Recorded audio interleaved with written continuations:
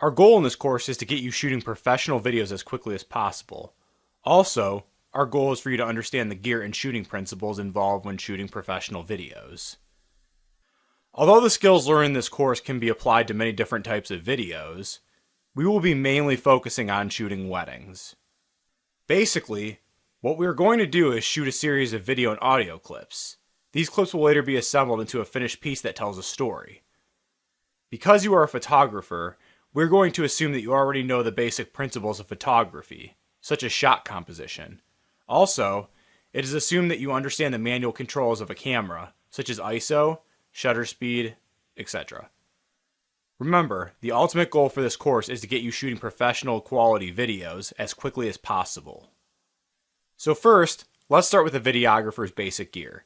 Every videographer has different gear, but these are what most videographers usually have. First, we have our camera. The camera is the most important piece of gear, as we are shooting video. The camera you'll be using might be a camcorder or a DSLR. The camera will be your central hub for everything you shoot. A camcorder might or might not have microphone inputs built in so that you can record audio on the camcorder along with the video. A camcorder is the easiest tool to record professional audio and video with, but unfortunately, it's also a lot more expensive. Because of this, most of you will probably start out using a DSLR camera, especially if you're a photographer. DSLRs were originally created just for photography only. When video was added to them, it was soon discovered that you could get superior image quality at a lower price. The benefit to using a DSLR is the superior image quality. DSLRs usually have better image quality than camcorders.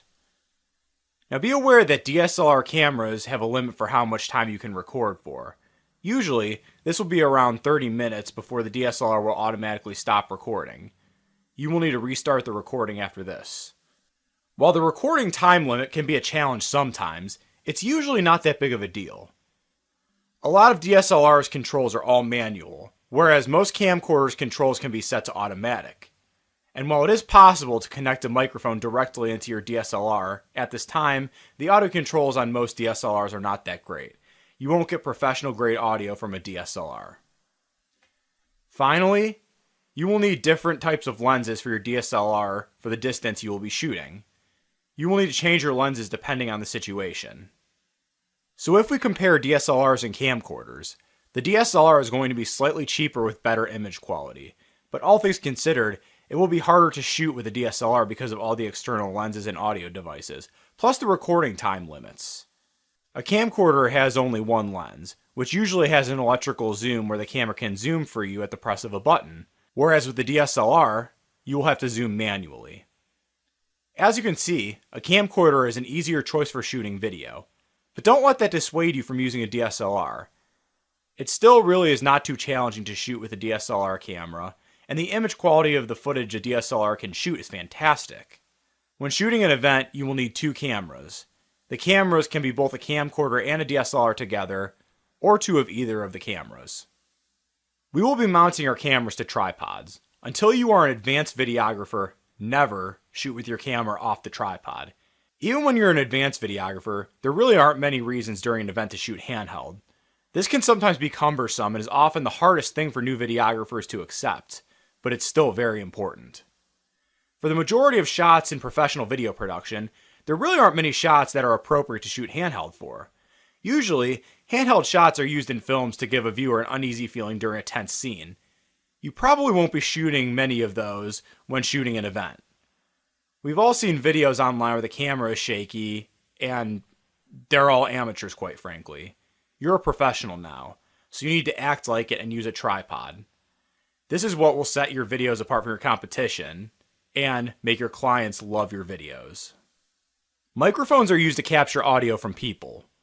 Microphones will be connected to an external audio recorder, or directly into your camera, which is where it will be recorded. There is a certain product that is both a microphone and recorder, which we will talk more about later. For the purpose of this course, we will be using a lavalier mic. A lav mic, also called a lapel mic, clips to a person's lapel, collar, or tie. The benefit to using a lav mic is that we are able to record clear, superior audio of what the subject the mic is clipped to is saying, while not being drowned out by the audio all around them. An external audio recorder is a separate unit from the camera that records audio from a microphone or other source that is connected to it. Sometimes, we will also use an audio recorder as its own microphone to record ambient audio. But the internal microphone of an audio recorder is not the best and should only be used as a final option for recording audio that is coming out of loudspeakers. We will talk more about this later. The audio recorder will have levels we will be able to adjust, so that the audio we are recording is not too loud or quiet. Lighting is extremely important in videography. A lot of times, you will be shooting in areas that are not very well lit. Without the proper lighting, our video will be no good to the client. Because of this reason, we're going to mount lights onto our cameras. The lights will be able to make sure that we get the best shots possible, even when the room is dark. It should be noted that on-camera lights that provide constant light are not as bright as flashes for photography.